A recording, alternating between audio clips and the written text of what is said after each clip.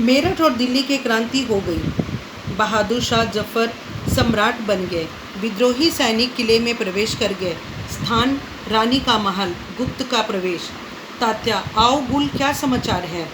गुल, विद्रोही सैनिक किले में प्रवेश कर गए हैं। उन्होंने अंग्रेज सरकार सैनिकों पर धावा बोल दिया है। अंग्रेज अपने बाल बच्चों के लिए पनाह मांग रहे हैं। रानी, तो क्या आक्रमणकारी स्त्रियों और बच्चों पर भी हमला कर रहे हैं? जी महाराज, जी महारानी। रानी, ये तो बहुत बुरा हुआ। स्त्रियों बच्चों को हमारे महल में पनाह दो, मैं देखती हूँ। रघुनाथ, क्या दुश्मन के बच्चों को पनाह? रानी, हमारा युद्ध अंग्रेजों से है, निरपराध बच्चों और स्त्रियों से नहीं। शरणागत की रक्षा हमारी संस्कृति है। भीषण युद्ध हुआ, अंग्रेज परास्त हो गए। रानी ने विद्रोहियों को शांत कर लौटा दिया, परंतु स्वार्थी गद्दारों ने अंग्रेजों के मिल पुनः हमला कर दिया। रानी अपने महल में। रघुनाथ जी, स्थिति विकट हो गई है, यानी स्थिति बहुत ज़्यादा बिगड़ने लगी थी, क्योंकि कुछ उनके जो अंग्रेज के साथ मिले हुए थे देशद्रोही, वो लोग ही झांसी रानी को धोखा दे रहे थे। रघु, जी महारानी, एक क्रांति असमय हो गई है और आस्तीनों के सांपों के ने फन दिखाए हैं। सांपों के फन कुचलने हैं, सेना तैयार करो।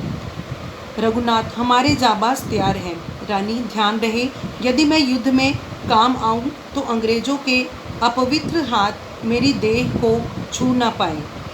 सभी सैनिक, हमारे जीते जी आपका बाल भी बांका ना होगा। रघुनाथ, स्थिति ऐसी है, हमें कालपी प्रस्थान करना होगा।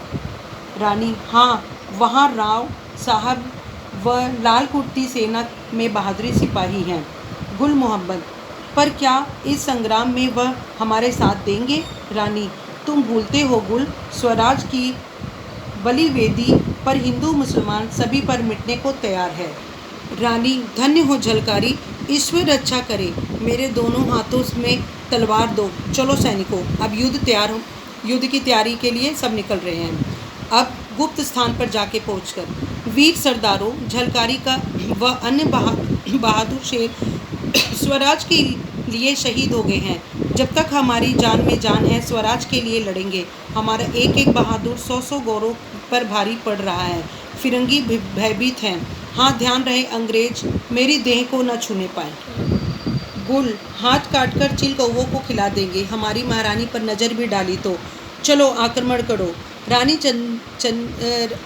रणचंदी बन जाती है, मुंह में लगाम दबाए दोनों हाथों से युद्ध करती है। सबकी तलवारें कहर बरसा रही हैं। तभी एक अंग्रेज रानी संगीन घोंप देता है। ये देखो, झांसी की रानी पीछे अपने